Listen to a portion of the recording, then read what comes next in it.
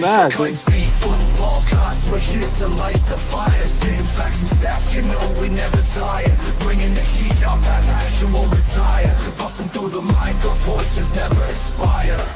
We ignite the spirit, never fading out. Light the torch, USC fans rise up high. On this podcast, we aim for the sky. Knowledge and entertainment never lie. Together we stand, let the truth amplify.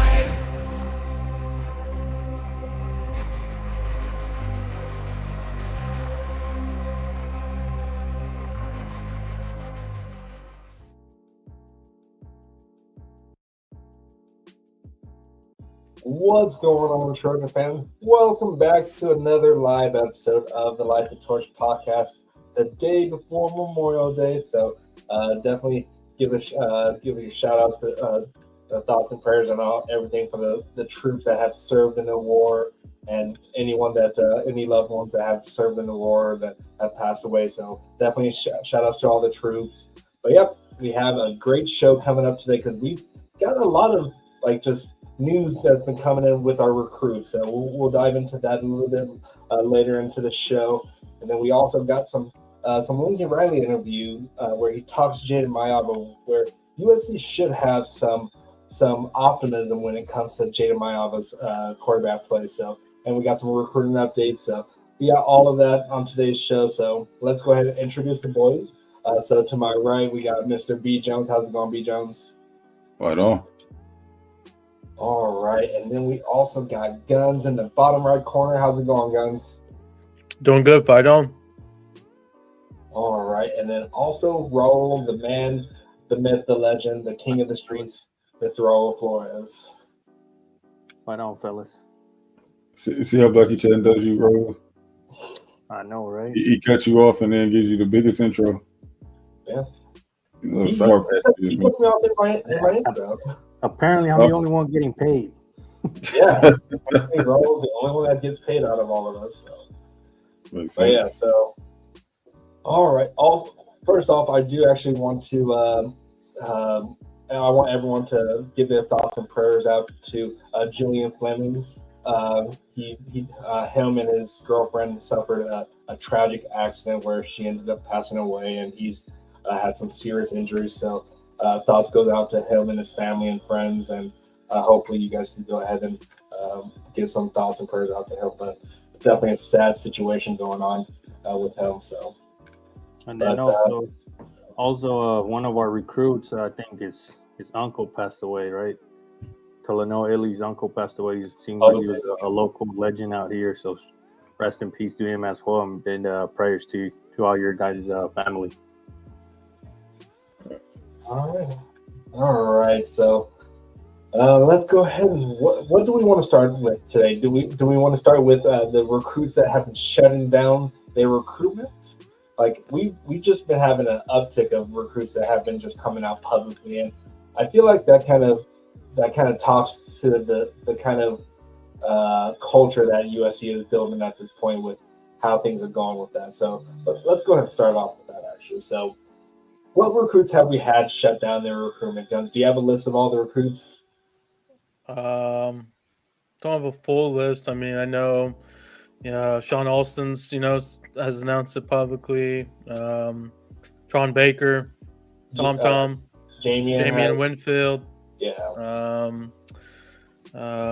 Spacing on B-Lock, obviously. Too. Yeah, so I mean, pretty much.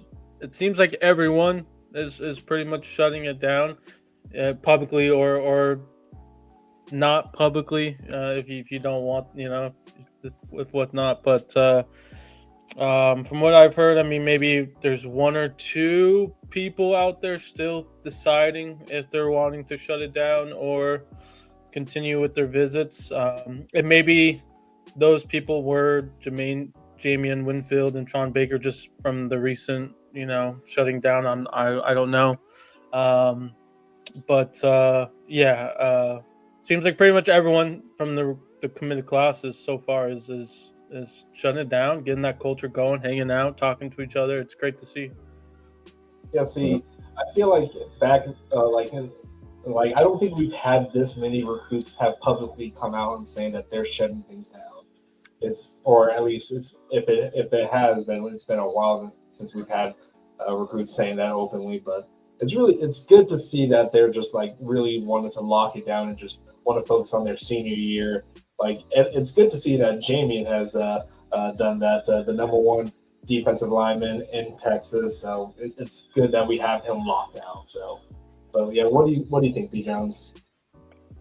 Yeah, man. It's, like you said, it speaks to the culture that we're building here, man. So these guys get to lock it down and start getting into that playbook. It sounds like, you know, we can trust them a little more, knowing that they're not going to be running to other teams and seeing what they got going on. Hopefully there's more to come from what I'm hearing. So, yeah, man, can't complain. Our guys shutting it down. Yeah, I think, was Brandon Lockout the first to shut it down in this class? Yeah, I think so. Yeah, he was. And then now that you bring him up, he did shut it down here in our podcast first. So whoever on 3 saying it, nah, man, look at our stream, the date. He shut it down here with us. Yeah, we need that. We need the credit for that. Yeah. But then Kenai Pepe, he was like one of the real first like recruits that were like newly committed. That like the moment he committed, he automatically just said he's shutting it down. So and loved his quote about it as well. And Jamie was like, it's all or dog work or no work. So that's something you love to hear, and I'm sure Coach Henry was really excited to hear that. Yeah, go ahead. I like the policy as long as they're letting the recruits know what to expect prior to committing. So I do like the policy because, you know, if they're not fully shut down, at least it gives the staff to go to plan B or C or whatever it may be, right? To be able to fill up that spot rather than get a late decommit. Yeah. So it kind of helps out in that regard. So I like the policy. Yeah, I feel like when if they are really being upfront with them and saying that we need you to lock it down or at least silently lock it down and just not plan any official visits, then that means that they really want to be a Trojan at that point, that they're willing to lock it down. If you're not willing to lock it down, then yeah, go ahead and do your stuff and just don't commit. Because if that's the policy situation going on, then yeah, it makes total sense that we're just letting you know right off the bat. Yeah, I mean, I love it. I mean, there's always a saying, and my former boss used to say, "Perception is reality." Right? If we have committed kids out there taking visits, the perception is really that kid's not really committed to that school, right? So I love it. I think it's a great thing. And at the end of the day, I mean, you're in a hotbed of a great state that if someone falls through, to me, there's somebody else right there you can easily pick up and replace, basically. So yeah, I love it. It's great start to get the culture going. Yeah. Yeah, see, it's kind of weird. I feel because at first when I heard when Clemson would do that kind of stuff, I wasn't too sure about it. And then now it's happening at USC, and I'm all for it. But it kind of like thinking about it, if they're open and honest with them, saying that that's what they want them to do before they commit, or like if you're sure you want to play at USC, you're pretty much locking it down at that point. Just don't commit before you're absolutely sure that you're wanting to be a Trojan. So, and that's probably what Dabo Swinney was thinking or saying probably to these kids is, if you want to be at Clemson, then just let us know and then lock it down. Exactly. I mean, that's basically what we're saying too, right? We're saying, hey, if you want to commit, we have this policy in order. I mean, there's been a couple kids out there, and I'll even mention them, Brandon Arrington. There was some talks back in spring practice visit that he was thinking about committing, and I'm sure one of the reasons why he didn't ultimately commit was due to the visit policy, right? He wanted to take his time, go with the visits, and then make his decision. So, which is fine. Yeah, because I can't fault with him, right? That's his right, and totally understandable, right? The staff's still recruiting him, so it's not like they're moving on, obviously. So I just think it's great policy for both the school and really for the kid. Yeah, I'm not gonna lie. The policy is kind of grown on me. At first, I was kind of like, why would we do that? You know, but uh, I will say this though, like all we're really asking for is a true commitment. Yeah. You know, that's it. So we're not blindsiding you at the very end when you commit. Like, hey, okay, now that you committed, shut it down. We're letting you know up front. So, which we know works out great in USC's favor, in my opinion. For the kids that were committed prior to the new policy, as long as they gave them the opportunity to say, hey, you can open your I guess your commitment, and we'll still recruit you because we still want you here. But because this policy wasn't established yet, we're giving you the option. So as long as they gave those individuals that option, I'm perfectly fine with it. Moving forward, every recruit that we recruit, I'm pretty sure they know up front that that's a policy, and don't commit until you're fully ready.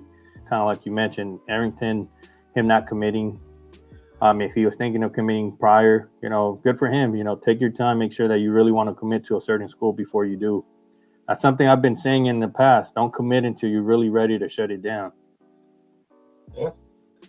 And wasn't Tron like the first commit from that class, and he still stuck through his commitment even after they got the new once we got Chad Bowden. So it's definitely great to see that he stuck with his commitment even though the new policy started to take into effect. So that just shows that he's always wanted to be a Trojan, and he's always been a Lincoln Riley guy. So absolutely, yeah, definitely was one of the first. Him and Madden, first ones. Yeah, like that was like 2 years ago, it was a good minute ago, yeah. Mm-hmm. That's a long time. Yeah, it was when we first started this podcast, man. So shout out to a friend of the podcast, Sean Baker. He was actually the first recruit to follow us as well. So was it? We got a lot of love for Tron over here, man. That's our guy. Maybe he'll want to redeem himself on CFB 25. Kind of took an L, but maybe not 25, maybe 26. He's a smart kid. He's a smart kid. He's got a great football IQ. So, and then he already went viral, right, in the video. So now he's gonna be going viral with incredible catches out here, more than likely in the future. Yeah. All right. It's new shoes. I'm sure he's got some new ones, but yeah, he's going to town too fast, man. Hey, and you do need to get that rematch set up because that came down to the wire. Literally. Yeah, man. You guys can also check out that game right here on YouTube if you haven't already. Yeah. All right. Do we want to move on to the recruiting segment of it? Or do we want to talk about All right. We'll go ahead. Recruiting with Guns. Go ahead and give us your recruiting updates, Guns. Yeah, guys. So let's talk about some recruiting. So not that much crazy updates, but we have some good ones. So we started off with Friday. RJ Sermons, reclassified DB. So he will join the team in July. So, congratulations to him. Excited, for this decision, and excited to have him obviously join the squad earlier than expected. So that begs the question, could there be another reclassification? I'll say, watch out for Duve Williams, a 27 DB out there. There were some rumblings in the past before a couple other recruits reclassified. And now with the opening in the 26 class, wouldn't surprise me if we see that happen. Personally, I would like to keep him as a 27 kid, but if there's an opportunity, why not? Let's make it happen. So excited to see what happens with that recruitment. So remaining spots for the 26 class. Again, we're still looking for 35, recruits. We are at 26 right now, given the reclassification. So we're looking at 1 to 2 O linemen, preferably interior offensive linemen, 2 D linemen, assuming 1 interior, 1 edge, one or two DBs, one linebacker, one wide receiver, and one tight end.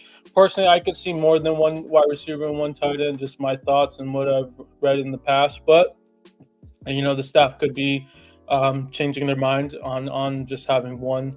But wouldn't surprise me if we see more, especially with the wide receivers and tight ends. D lineman Titan Davis out of Missouri. He recently announced his top four: Bama, Michigan, USC, and Penn State. We are the second to last school to have his official visit on the 13th. So excited to see what happens with that recruitment. And I would say he's definitely a recruit that's kind of been flying under the radar for us.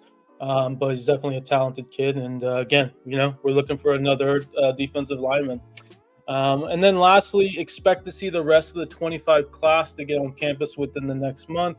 The names are Gus Cordova, Matei, Romario Eisen, Tanu Kynes, Kendarius Reddick, Harry Dalton III, AJ Tutelli, and Jaden Ramos. Those are the rest of the 25 recruits that will be getting on campus the rest of this next month. I know Gus just went on his flight over this weekend, so definitely sooner than later, these kids are going to be joining the team, getting going in the weight room. So excited for this class to join for 25. Especially excited for Gus. Like, if you're not following his mom on Twitter, she posted a video of him getting on his flight or so. So definitely great to see that he's going to be in LA here soon, or if he's not already on campus already. But sucks that she had to see her baby leave. But he's going to be in good hands, and he's going to be an All-American. I'm calling right now. He's going to be an All-American. Yeah, the kid is already a fan favorite over here, at least. He has a very high motor, and he has the right mentality, man. If you guys haven't checked out that interview he did with USCJ, man, go ahead and check that out. His mentality is he's coming in to earn himself a spot. So he's looking to play early. So we'll see. Real quick, Dale, we are not on Spotify yet. We keep saying that we're going to try to get on there, and eventually we'll get there. And once we do, we'll definitely make an announcement on that. So stay tuned for that. Subscribe to the YouTube channel first, and then so you can be notified when we do get on Spotify. Yeah, and going back to Gus Bus, I won't be surprised if he makes an impact this year, guys. I don't know if you guys have a similar feeling, but the kid, it's a big kid already, and he's got the right mindset, like you said. He's there to prove something, and he's got the right tools to make it happen, mentally wise as well. Yeah, I'm also excited for Romero Eisen and Tanu Kynes, two lightning speed wide receivers. Very underrated in my opinion in terms of their rankings. So excited to see when they get on campus what they can do with this offense. Yeah, and who knows? Maybe they could be. They could take the special teams with kickoff return, punt returns. We'll see about who can make an impact at that position. But yeah, it's great that we're going to be having the rest of this class on campus. We've already liked the class that when they were at least the early enrollees, but having Tanu Kynes on there, I'm excited to see how he does. So. Yeah, D. Riddick also, man, he's another sleeper. And Darius Riddick. Yeah, absolutely. I was going to mention, but his class is so deep. But special teams, he was definitely a special teamers in high school, so you never know. But yeah, he's definitely. I know. Belk's definitely talked highly about him. He wasn't even on campus yet, so says a lot. Exactly. So let me ask you guys: with Sermon's reclassifying, what do you think his potential is to? First off, how do you guys feel about reclassifications? And then tell me how you guys feel about Sermon's odds to see the field this year. So is he already 18, or was he one of these kids that was kind of held back a little bit beforehand? I don't know. Hold back. Yeah, so I'm not I'm not sure how this is all working. Has he just been taking a whole bunch of classes where he's get to the point where he can actually just graduate early? And how did his reclassification come around? Yeah, there's a course that you do. Yeah, I mean, historically, reclassifications, just again, historically, all It doesn't favor the kids reclassifying. Um, I don't know if we've seen a DBs though, and maybe that could be the difference. Maybe that will bode well for RJ Sermons. Again, he's a very talented kid. Um, got good speed. He's been killing in track. Just he's making state before he hits the campus. So, again, I have all faith in the staff and in this decision. I'm sure they were part of it, and obviously the family side as well. So, not much concern. Obviously, again, he's historically it's not looking good, but still, I mean, he can definitely beat the odds. Yeah, he has the size and everything for it, so it's not like he's lacking the size portion of it when it comes to being a college football player. It's just he needs to just acclimate to the speed and learn the playbook. So I mean, just kind of going along with what you guys are saying, I feel like it's not a bad thing. It could be a good thing, right? You're learning the playbook. You're going to be playing against tougher competition than you would have at high school. So it's all about just being there mentally. Like if mentally you're there and you're okay with like, hey, maybe, I'm there to start or I'm there to make an impact. But if I don't make that impact first, the year one, I'm not going to down myself. Like I'm not going to put myself down. Like, hey, I need a little bit more practice to get there the next year. He'll be in way better shape the following year if he can't make an impact this year. So as long as a kid, it's okay with him potentially not making a huge impact right off the bat, I think that reclassification is not that big of a deal, and it works in their favor just because they're going to be 1 year ahead of where they were potentially going to start the previous or the following year. Yeah, like if it was like how we when we had JT Daniels, where we were kind of in where we wanted to have a quarterback right off the bat start because he was taking over for who was the quarterback ahead of him. Do you guys remember who the quarterback was after or before JT Daniels took over? I'm spacing. Yeah. It wasn't Barkley, was it? Was it Max Brown? No. No. Or it could have been Sam Darnold. Sam Darnold. No, Max Brown is way before, right? Yeah. I think it was. Was not Slovis, right? No, Slovis a little too. Slovis took over JT Daniels' spot. Okay, gotcha. Okay. So it could have been Sam Darnold, I think. After Sam Darnold, then we got JT Daniels, because we were in the need for a starting quarterback at that point. But when it comes to RJ Sermons, he could slowly get implemented in. He's not going to be expected to start right off the bat, so there's less pressure on him to have to perform to the standard. And if he takes over the spot later in the year, great for him, because that means he's earned that spot. It's not like he's being inserted into it right off the bat. Absolutely. Yeah. So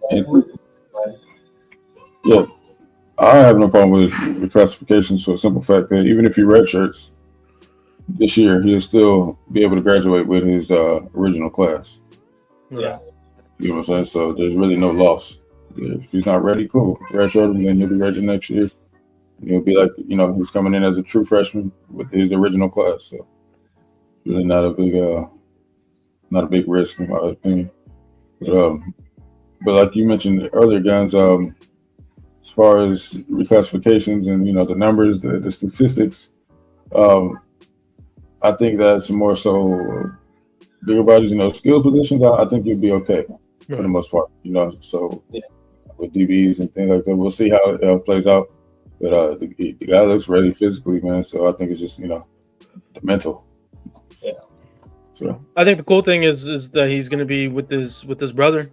His brother's going to be a part of the team as well. Somebody I forgot to mention on the 25 class. So, but yeah, I think that's kind of a cool part as well. Him and his brother will be going to college together. That's pretty crazy, actually.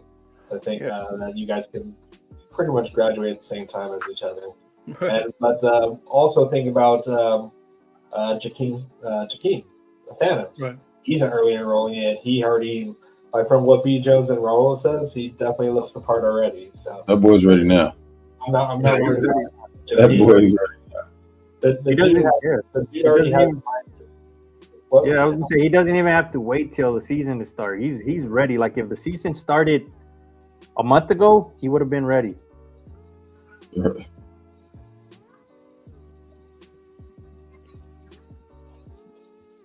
Real quick, I know Malachi Lee has been talked about just a little bit in the chats. So yeah, West Coast was one of the reasons. Didn't want to stay in the West Coast for his college. Also say Kenye Pepe kind of was a factor in this recruitment. Honestly, for Malachi Lee, it was either Kenye Pepe or Malachi Lee is how the staff looked at it. We have three tackles, right? We have Kenye Pepe, Vlad D, and future All-American Chase Dennis. So excited for this class again. Very underrated class, very good class. And then Joe, to answer your question, from what we know, he has shut down his recruitment. I don't think he's publicly said it, but from what we know, his only official visit is with us. And if he was going to take other official visits, I'm sure that policy would come in order. So yeah, from what we know, Braden Jones is shut down. So, do you think when these kids commit, do you think they're telling the staff that they're shutting down their recruitment, or what do you think is that kind of conversation? Because I feel like if you're committing, you already know at the time that the staff is wanting you to shut down your commitment. So you think they're saying, okay, yeah, I'm shutting down. We're just not having faucets or whatever come out and have a graphic for it. Yeah, I mean, some of these kids, when they commit, they shut it down. Right, some of them, obviously others are kind of still playing the game, quote unquote, and whatnot. But if they're committing to USC, they are shutting it down based on Chad Bowden's policy. I'm sure absolutely. He's telling them like, hey, your commitment to us means you're completely shutting it down. So I'm pretty sure if they're committing to USC, especially right now, that means they're completely shutting it down, whether it's announced publicly or not. Yeah. Yeah, especially as we get closer to the OVs. That's normally when you shut things down, not once you commit. Yeah. Normally, right? There's obviously still, some people here and there that decided later on, but that's why it's a perfect time to really decide that.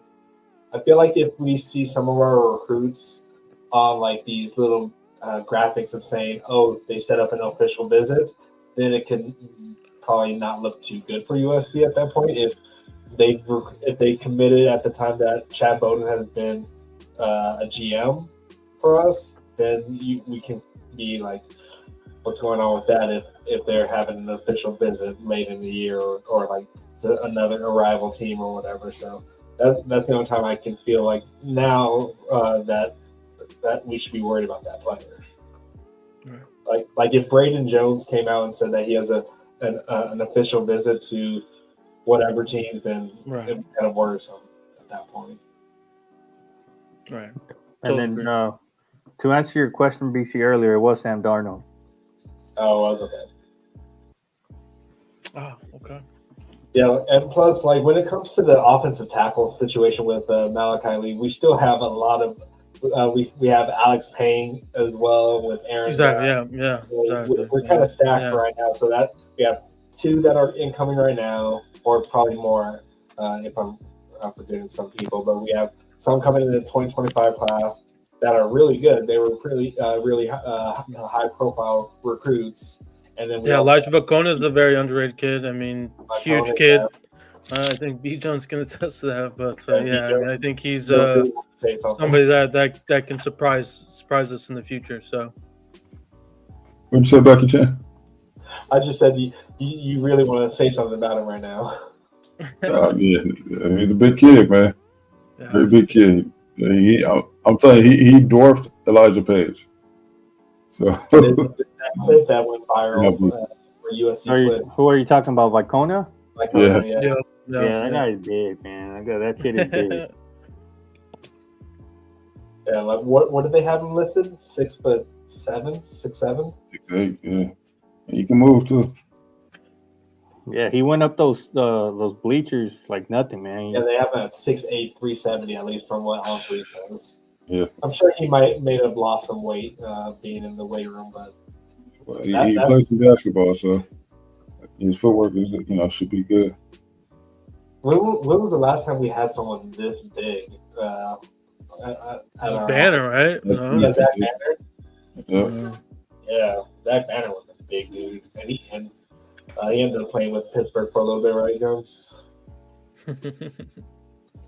Yeah, like when it comes to offense tackles right now, I'm not really too worried about it because seeing who we have on campus right now and who's going to be at least what we have currently for the 2026 class, I know they want more just to have that depth on there, but I think they would sleep happy if the class were to shut down right now and this is all we had left, or if this is what the class that we had for 2026. Like, this is a great class already, so. Yeah, definitely not worried about the tackles. I mean, like you said, we got the kids from last year, even the kids prior from that, right, with Justin T and Tobias. So the depth at tackle, in my opinion, is real good. And I think that makes sense why the staff is still looking for some interior guys, right? Look, from an overall depth perspective, that's probably, I would say, our weak spot, quote unquote, if some people got hurt. So got to figure that out, obviously. So excited to see who joins. Yeah, we really need to focus on like the guard and center position. So absolutely. And then Joe has a question about Arrington or Benjamin. Yeah, I mean, we still have a chance at getting them. They're going to take their official visits. We still have to, kind of crush the OVs and quote unquote flip them. But yeah, we still have a chance of getting them. And we'll see in June what happens. Do we want to talk about that article that was talking about the type of player that Arrington is? They brought up Travis Hunter in there. Like he's like the closest one that is not like a Travis Hunter, but the closest one that could possibly be compared to Hunter. Yeah, it definitely seems like lately he's been talking about that more, playing both sides, and that's probably something that's going on in his recruitment. I definitely think he can play both sides. Some people think he's a better wide receiver than corner, vice versa, stuff like that. So, I mean, I have no issue with telling him, hey, play both ways. We know, given the depth going into next year, if Jacoby Lane and Mekhi Lemon do leave, if those situations did happen, so their senior year, yeah, into their senior year. I really hope. Want to win a national championship with us. I'd be so sad if they both left this year. Right. But yeah, like I really think that Arrington could possibly do it because we've seen. Like we've had the original person that really kind of played both sides with Adoree Jackson. Well, there's some other players back in the day, but definitely Adoree Jackson was our first player that played really both sides for USC. Do you have any other guys that has played both sides at the same time for USC recently since Adoree Jackson or before Adoree Jackson? Since Adoree, no, or at least not at one time. I know. I mean. J.N.A. Harris started off as a slot receiver. Oh, yeah, he did. Yeah. And then made his way to DB. Well, we did have, what's his name? He was a linebacker first and then turned into a running back. Trey Madden, there you go. Yeah, Trey Madden kind of did it. So, but I think getting Thurman's to what is called reclassified definitely helps us with Arrington. Mm-hmm. All right, then we want to jump over to did you guys want to touch on the whole college football seating real quick? Yeah, before we move on though, let's do it. Everybody go ahead and hit that like button before we continue, if you haven't already. Yeah, like, share, subscribe, do all that good stuff. If you're on Twitter, definitely hop over to YouTube, give us a like, then you can hop back over to Twitter.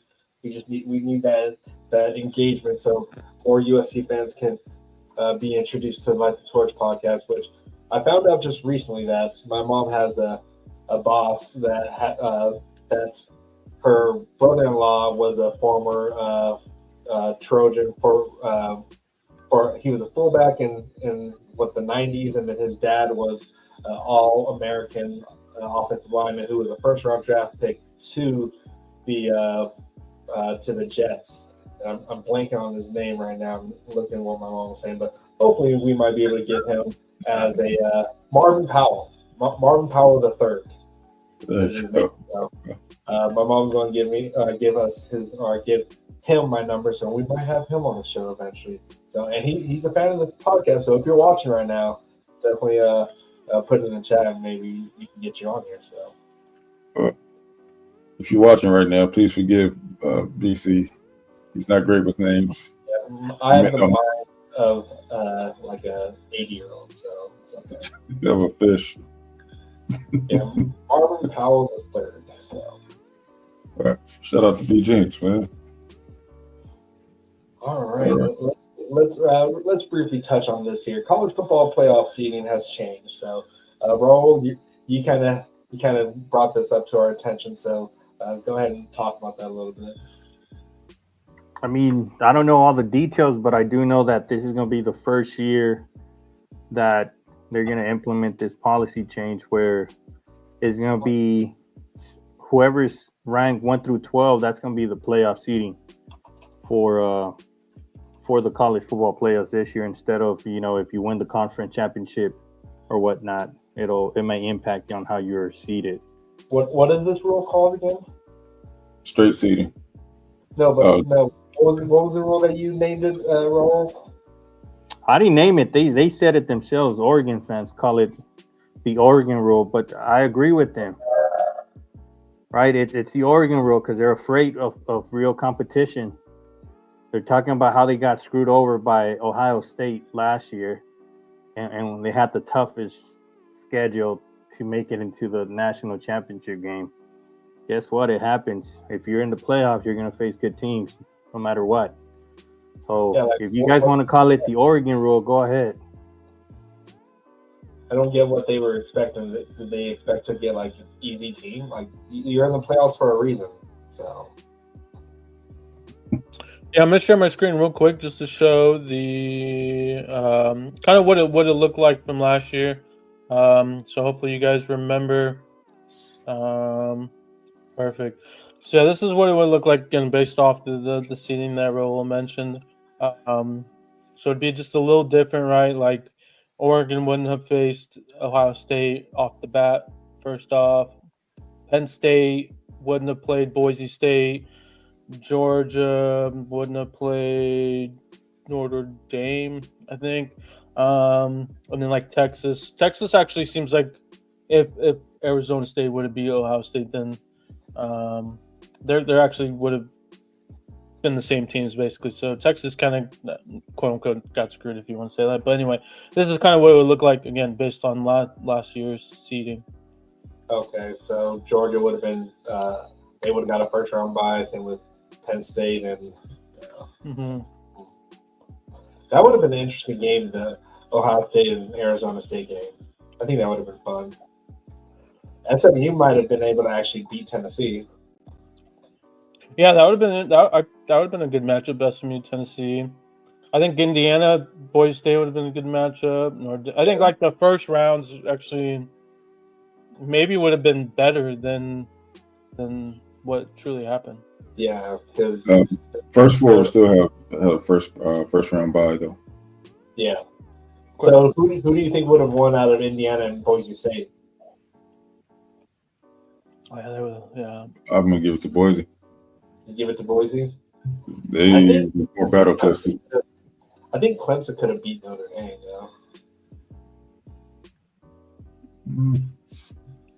To answer your question, I don't think so. I don't think there would be, from my understanding, I don't think there's reseeding every round. But yeah, I think this is how the format would have went. So like the winner of Notre Dame Clemson would have faced Penn State, so on and so forth. I would hope. Honestly, I think the reseeding, that'd be a little weird to me, but This definitely would have been beneficial for Georgia, because I think Georgia would have beat whoever won out of the SMU and Tennessee game. Texas would have lost to Ohio State. I don't know if yeah, I think at the end of the day, the same team would have won, in my opinion. You know, maybe an Oregon goes a little bit farther than what happened, but I just don't think Ohio State was gonna lose. So. Pause, man. So Oregon would have lost versus Boise State. What are you talking about? They nearly lost that during this regular season. Maybe, yeah. You never know. Their run defense wasn't that great. But it would have been interesting because I think Clemson could have squeaked out against Notre Dame, and then Notre Dame and Clemson would have played each other. I mean, Clemson and Penn State would have played each other, which I don't know, because Clemson was pretty hot towards the end. Yeah. So would have been interesting, but shoulda, coulda, woulda, or whatever. Now the playoff seeding will actually make sense rather than having just a whole bunch of people come up with their own seeding and would have made no sense, or with their non-nonsense freaking seeding. So, all right, moving on. We want to talk about Lincoln Riley's interview with about Jaden Mayava. Sure. Let's do it. All right, let me go ahead and share my screen real quick. I'll go play the. It's only like a couple minute clip of, with Jaden or with Lincoln Riley talking to Greg McElroy. So this might help people feel more at ease with Jaden Mayava being our quarterback. So, but championship run. Well, we've always been great at quarterback. That last year, I know there were some really positive moments. There were some moments that were disappointing. You make a change late in the year. You go with Jaden Mayava. And you look at some of the throws, man. I mean, I watched quite a bit of tape. He does some things that you just can't teach. Yep. I know that there are also things you would like to eliminate from his game. So when you look at Jaden and the growth that he could have now in year number 2, having gotten his feet wet last year, what's a reasonable expectation from the quarterback spot? We were excited about how he played. I think given his inexperience in our system and kind of coming in that kind of that type of situation is not always the easiest, and I thought he handled it really well. I mean, we went 3-1 in the games that he played, and he gave us a great chance. He gave us a great chance to beat Notre Dame with the way he played in that game. But yeah, it's like you said, his good is so good. I mean, some of the throws that this guy makes, it's how decisive he is as a player. I mean, his good is so good, and I think the big goal for us is trimming some of the fat off of this, right? Can you take the good, certainly try to enhance that, but then can you take some of the negative plays or some of the forced throws, and can you remove those from his game? And because he's really grown, I think his understanding of the offense, he's continuing to get better physically. He came in with a little bit of a knee issue last year, and that's all cleared up. So he's been able to really train. So I think he's going to move around better for us this year. But if we can trim a few of those decisions off of him, which I certainly believe that we can, this guy's got a chance to be elite. I mean, he just does some things, like you said, that are hard to teach, hard to coach, and some things that really are very, very tough to defend. So I want to stop it there real quick, and I don't know why it never really came to dawned on me that he had a knee injury coming into the season, and because that was one of our biggest pros when it came to Jaden Mayava and how he can make this team a lot better is his movement. And it felt weird that we didn't see that when during the season, and we were kind of questioning it a little bit, and then it just like when they brought it up in this clip, like, oh, that makes sense now. He was having some issues with kind of moving around in the pocket. We kind of were spoiled when he had that first game against whatever team it was. Of course, Utah State, where he just kind of scrambled, and we were like, "Oh, this is going to be good. This is something that we're going to see a lot more when if he were to take over, and we didn't see it. So it was just kind of weird that we didn't see that, but seeing this kind of makes sense. So what do you guys think about that? Yeah, man. I mean, makes all the sense in the world. A lot of us, not just content creators, but media personalities in general, man, owe Jaden a big apology, because we definitely forgot about that knee issue that he had coming into last season. We're wondering, like, hey, this guy isn't as mobile as promised, man. What's going on? Why are we running? Why play this guy if we're going to be doing the same things we were with Moss? Remember, that was what we're saying. But yeah, it was obviously because of the knee issue. But I think this year, he's fully healthy. We get some more mobility out of him, and I believe that he's really improved on his decision making as well. And that has a lot to do with it too. If you can't move like you used to moving, you're not gonna be able to sit in the pocket and do the things that you're used to doing. So do you expect him to be a little bit more mobile when it comes to east to west than north to south? Just because last year it seemed like that's all he was doing is north to south for the most part. Right. Yeah. I mean, he'll just be more agile. Yeah. More elusive. Being able to escape pressure a lot better, because there were times where it just seemed like he couldn't get away from the pressure and he's being tripped up, and we're like, why isn't he getting away from that? He's a big dude. He should be able to get out of the way for that. But if you're injured, as we saw with Caleb Williams, you're not going to really be able to be mobile, and Caleb Williams definitely relied a lot on his legs, and the moment that his legs were taken out, he was, I'd say, like 65% of the type of quarterback that he was. Nearly won against Utah, but if he was 100%, we would have easily won that. And if Jaden was 100% for this Notre Dame game, who knows? Granted, there were those decision-making plays, but I think we could. The play call would have been a lot different. Yeah, I just feel like from here on out, man, when we speak about Jaden and what he did last year, we have to take these things in consideration. One, he was just learning the offense, right? He got thrown in there halfway through the season. Two, he wasn't familiar with his receivers yet, right? Because he just got there halfway through the season. He just got the starting job and took the majority reps with the ones. Three, his knee issue. All right, so take all those things into consideration. And then take them away, because that's not going to be the case this year. And then tell me what you have. So can we have confidence in Jaden now? Yeah. Can we build the guy up, man? Can we start beating on him, Trojan family? Well, it just sucks because you're speaking facts over there, B. Jones. I mean, I couldn't say any better than what you just did.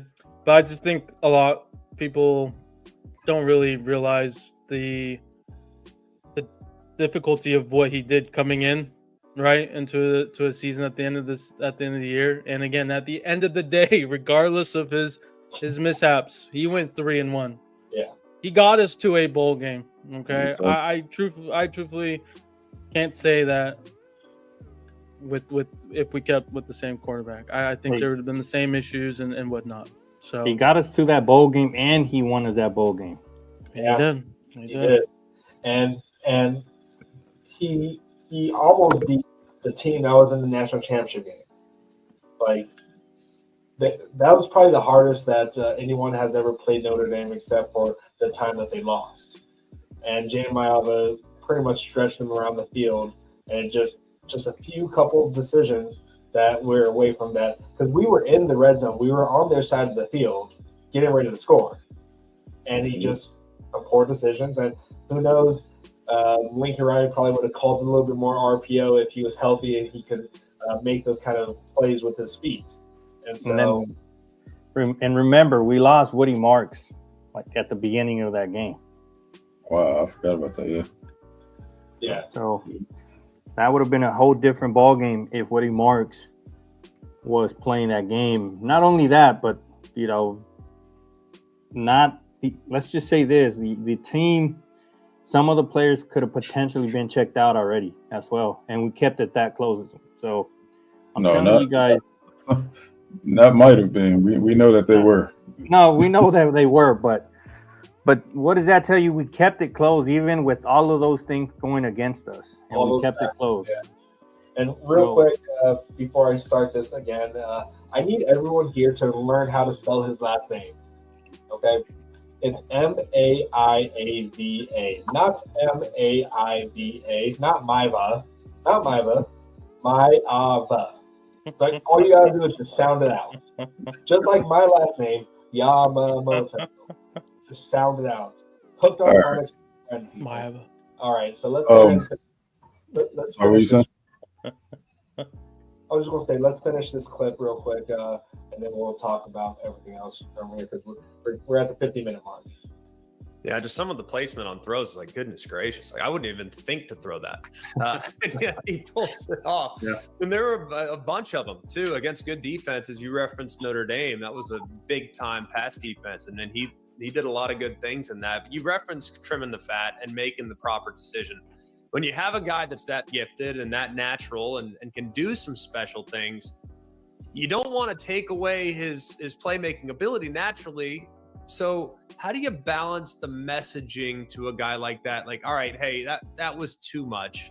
Or, hey, just go ball. Like, how do you balance that messaging? Well, I think we got to make his experience with us and in our system now an advantage. And, year one, you're getting to know the kid. He's getting to know you. You're trying to, get this offense installed. Now you're trying to get him ready to play. There's only so much you can fit in at that point. And I think now we've been able to kind of catch our breath to be able to take a deep dive into just not what we're doing, but how we're doing it and how he's processing it, the decisions he's making, and he's learning us, we're learning him. So I feel like just the communication, and you saw it as a player. Once you've been around a coach for a little while, that communication and trust level continues to go up. And I think that mutual understanding of he's coaching me this way, or from a coach's perspective, the player is doing this, or he's thinking this, or he's making this decision, because of this or that. And I think when you can start to get into kind of the inner workings of that, you can start to really make some progress. I think that's what we've been able to do this offseason. And so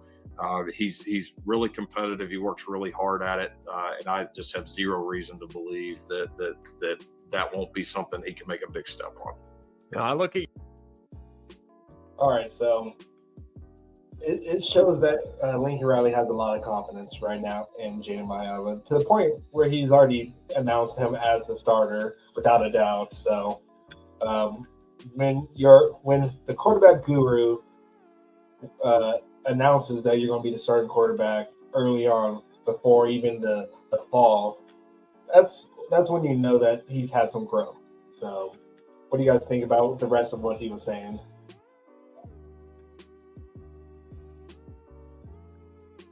Anyone? I'm sorry, say that question one more time. I was actually reading a comment. What are you guys' thoughts of Lincoln Riley's confidence right now with making sure that they can get rid of his bad decision making? So what do you guys think about his confidence? Yeah, I mean, I think that shows that he likes Maiava. Confident, obviously. I think that shows a lot. I mean, I think at the same time, right, some of it is coach speak, making sure that the kid is aware, like, hey, I'm I like you. I'm confident with you. Let's, make that jump. But there's some a little bit different with some of the stuff that he does say that does show it's not coach speak, in my opinion. So, guy's the limit. He's a QB guru at the end of the day. He when he sees certain things he likes, he's gonna go after it. And there's a reason why he went and got Jaden from UNLV. Not just because obviously we need depth, but he saw something in that, and there's the intangibles. And then I'll get to my thoughts, but how dare you, Blackie Chan, criticizing, and you have trouble remembering names here, man. Come on now. Hey, it is what it is, guys. Just live with it. Yeah, but I do think that Maiava is going to have a big year this year. Like he's it's his second year under Lincoln Riley. He's going to know the playbook better. Shout out Rusty. He did say that he hired a QB coach this offseason. So all that's going to help his mental game. And as all of us know, nothing beats experience. With experience, you're always going to get better at regardless of what it is. Experience helps you grow and learn from previous mistakes. So, I think he's going to take that big step this year when it comes to the mental side of things. Ironically, him and Miller Moss are training at the same person this offseason. But yeah, I thought that was pretty funny. Yeah. What's funnier to me is that neither one of them are on these preseason lists, quarterback lists. Neither one of them. And now I feel like they're both gonna be on the top half of those lists by the end of the season. Yeah, like Miller Moss may not have been a right fit for this scheme, but I think he still has the ability to be a good. Miller still did some things, man, that that opened some eyes. He has great accuracy, like his accuracy. Yeah, he definitely has the accuracy, and Jaden. They're just two different players, so it's kind of hard to really compare them. So Miller was a good quarterback, man. He just wasn't a fit in this scheme. Yeah, but look at when they were showing all those clips of Jaden's throws, like those were actually really good throws. Like it just sucks that some of the ones that were bad kind of like really stuck out to a lot of the fan base. When they see some of those poor mistakes or whatever, that's what they hang there. That's what they like constantly focus on. But if you watch his highlights from just last season, all the great throws that he was making, especially to Jacoby Lane, like they definitely it sticks out and it shows that he has all the intangibles to be a great quarterback. It's just decision making is his biggest thing that he needs to work on. Like I can't see any of his skill set that's bad. It's just the decision making, which can be fixed with Lincoln Riley. Yep. But yeah, so anything else you guys want to say? Talk about Joe Boyd was saying is Hassan third string at this point? Yeah, he still has a lot. Yeah, in my opinion, from what I saw, I'd say he's third string right now. But there's nothing to say that since Sam is senior, he's going to be. This will be his last year, and then Hassan is going to be his. He'll be second behind Jaden at that point, and then who knows? Maybe he could battle at that for that position. But right now, it is just Jaden's team, and Sam is the insurance policy. And hey, don't sleep on Sam though. He was a 5-star for a reason. And perfect scenarios for him to sit, redshirt, learn the playbook more, and just get ready for obviously the future years. So excited. Yeah, definitely. Shout outs to Lincoln Riley going on to Greg McElroy's show. They know each other really well, so absolutely. Yeah. Is there anything else you guys want to talk about before we get out of here? I would say I was talking, but I didn't realize I was on mute. Oh. Don't be surprised if Mayava is actually in the Heisman running. Like, people are underestimating him because of last year and how our season went. But with the team we have now and with the depth on the defensive side, we're going to win a lot more games this year. And as you guys know, a lot of Lincoln Riley's QBs have been in the running if they didn't win at all. And I personally think Mayava is going to take that big step this year. And right now, I think it was 35-1 odds.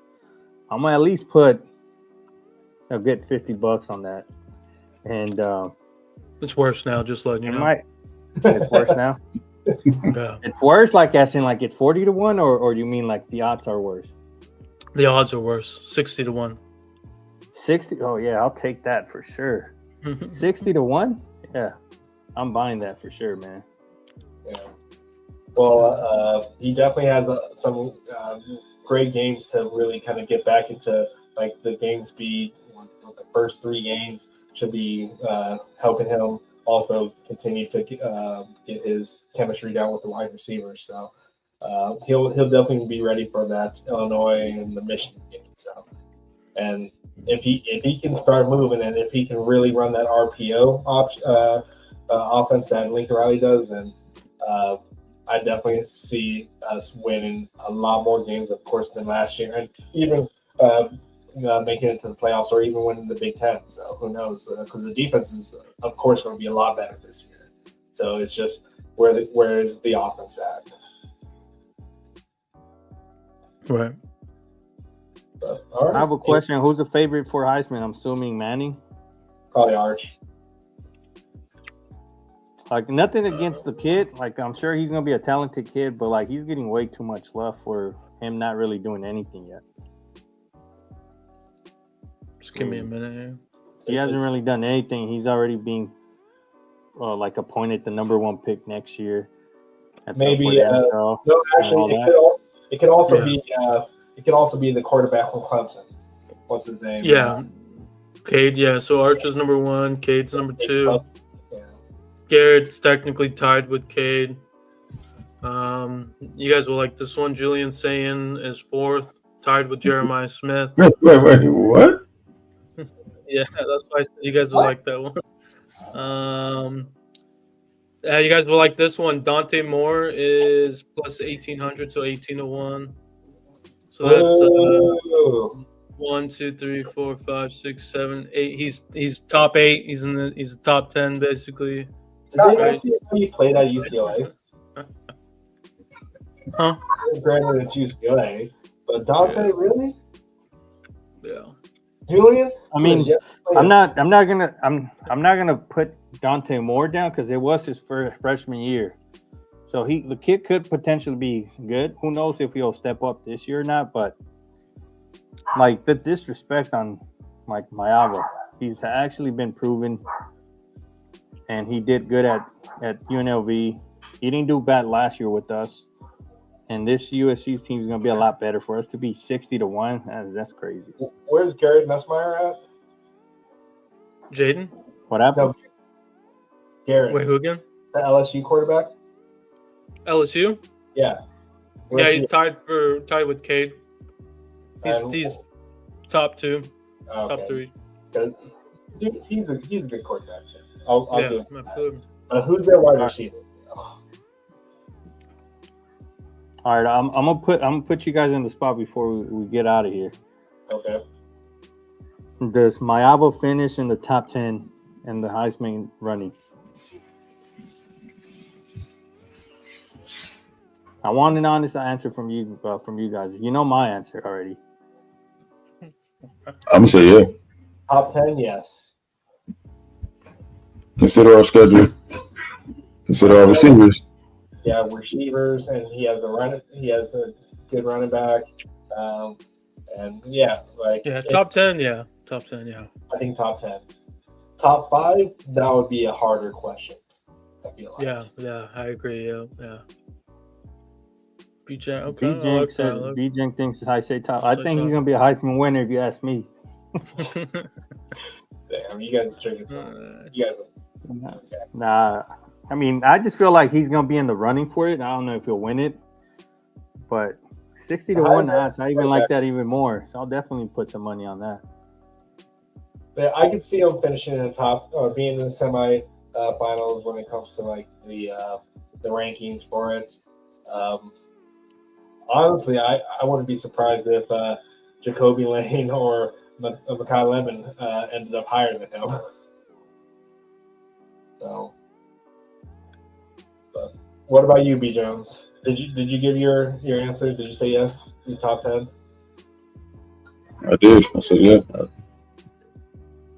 I think Makai and Jacoby will be in the finals for the Biletnikoff along with Jeremiah. Like at this point, everyone's expecting it to go to Jeremiah, but don't. As Lee Corso would say, not so fast. So, I don't know any other wide receivers besides Jeremiah Smith that has the ability to that is in the top run for the Biletnikoff, except for what people are going to try to say is the wide receivers at Oregon, but no one cares. Yeah, there's a few names out here. I was kind of scrolling down some of these odds for Heisman. Like Zachariah Branch, 250 to 1. That's some crazy odds. That'd be insane if somehow he had a great season and won. Like $10 wins you 2,500. That'd be pretty insane. Like if that did happen. Who's this quarterback? Who's his quarterback? Who's Zachariah Branch's quarterback? Gunnar Stockton kid. Yeah. Oh. Yeah. How well that he spells his name wrong, so he's not good. So. All right. Unless anything else you guys want to touch on before we get out of here? Well, that's all. Good. And then Logan, I think Vance canceled his OV, so we might not be getting Spafford. Yeah. Spafford. Yeah, we've moved on from Spafford. I hope all the best.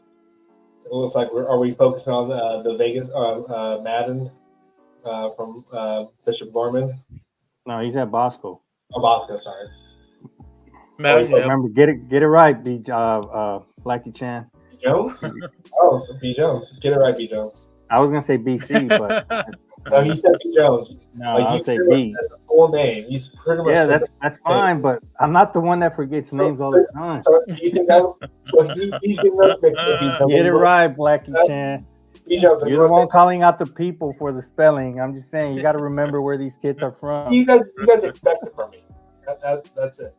Why are you trying to throw me in your argument, man? This ain't got nothing to do with me. It's between you and Raul.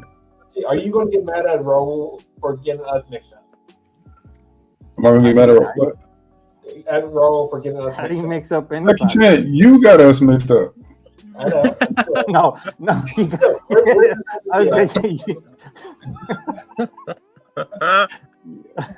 You called me you.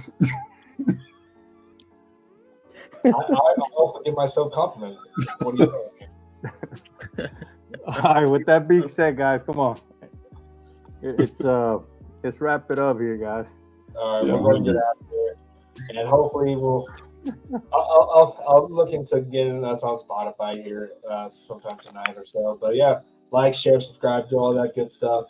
Show us some support. We really appreciate it. Make sure everyone knows about the Light the Torch podcast, so we can start getting people randomly saying, "Yo, B. Jones, you're from the Light the Torch podcast, right?" But yeah, until next time, guys, keep the torch burning bright.